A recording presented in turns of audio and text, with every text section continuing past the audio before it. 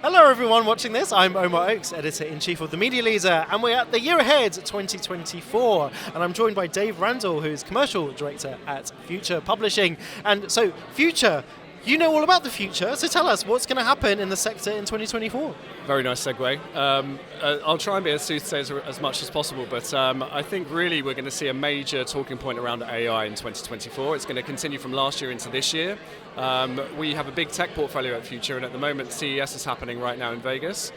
We are hearing that a lot of the new products that are being released are synonymous with AI. So whereas like maybe 20 years ago, products were Wi-Fi enabled, now they're becoming AI enabled. So it's really entering into the public domain a lot more.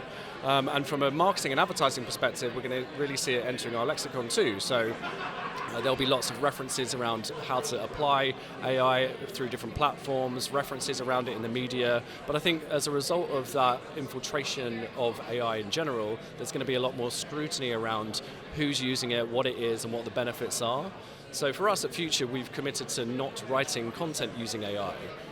But what we are looking to do, though, is use it as a decent copilot for our editors to basically create efficiencies and save time.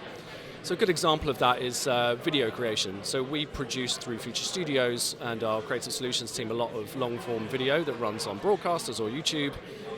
And for us, it's beneficial for us to really edit that video down into snackable segments to run across social media. Now that takes a lot of time when you have an individual doing it, but if you can start to use AI technology to do it for you and then have a human being check that, it then frees up more time for us to create more human content for the human audiences that we are engaging with. Yeah, it's fascinating.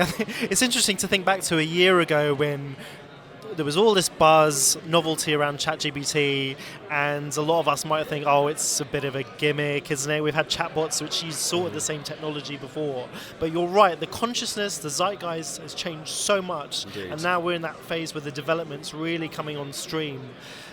It's interesting what you say about journalists not using AI to create content, but you are looking in other different ways. I mean, I was going to ask you, but maybe this is answering the question, what's the biggest challenge that the media industry is going to overcome this year? Is it AI or something else? Well, I think it's more macroeconomic, really, and from a challenge perspective, I mean, there's twofold, right? So I think if we're actually talking about the advertising industry right now, the biggest challenge that I can see is the deprecation of the third-party cookie and audience targeting in general. So obviously this month is the first month that Google are taking away 1% of the third-party cookie from Chrome. We're already starting to see reactions to that in the market. So I think that there's going to be a big challenge for a lot of businesses out there in the advertising industry about what they're going to do in the face of that, because I'm not entirely sure that a lot of businesses have got their ducks in a row with it yet. From a Future perspective, we've been kind of waiting for this for 2 years. We bought Go Compare. We have a very, very strong first-party data product in Aperture, and we've been using that for the last 2 years, and we've got hundreds of segments that we can utilize right now. In fact, I ran a report this morning. 20% of our digital advertising globally is running across first-party data outside of the open marketplace right now. So we feel pretty well prepared for that. So just to be clear, that's a relatively high number. That's a high number, yeah. If you consider like print and obviously Creative Solutions, just regular display advertising that doesn't have targeting on it. But we also have Future Context as well, and we believe that there is going to be a big push away from like audience targeting, certainly online, and into more contextually relevant targeting. And for that we use machine learning too. So whether that be like keyword targeting, intent on the page, or even just bog standard, yep, it's a tech campaign, let's run it on Tech Radar. Okay, so still the beginning of the year, pretty much. Wave a magic wand.